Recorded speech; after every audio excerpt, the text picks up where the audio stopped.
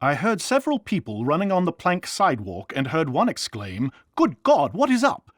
I ran instantly to see the cause of the alarm, and to my astonishment beheld a column of smoke rising from the roof of the saloon adjoining the steward's house. I saw the fire had a firm hold, and as there was no water to be had, I felt certain that the town would be destroyed.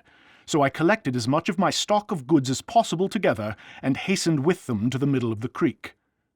The fire originated in a small room adjoining Barry and Adler's saloon, and in no less than 2 minutes the whole saloon was in flames, which quickly set the opposite business, the Bank of British North America, in flames. So the fire travelled at the same time up and down the sides of the street, as fast against the fire as before it.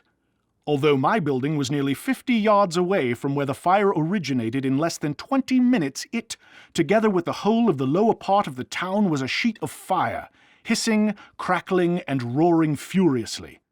The fire then quickly caught the other half of the buildings, also the forest on the mountain ridge at the back. As the sun set behind the mountain, the cold frosty wind came sweeping down the canyon, blowing without sympathy on the houseless and distressed sufferers. Household furniture of every description was piled along the side of the creek, and the people were preparing to make themselves as comfortable as circumstances would allow. In the early morning, as I passed down the creek, I saw strong men rise from their hard beds on the cold stones. At 2:45 p.m., the fire had commenced. At 4:30 p.m., the whole town was in flames. And at 10 o'clock the next morning, the signs of rebuilding had commenced, and lumber was fast arriving from the sawmill and selling at $125 per 1,000 feet. Before the fire, it sold for $80. The number of houses destroyed was 116.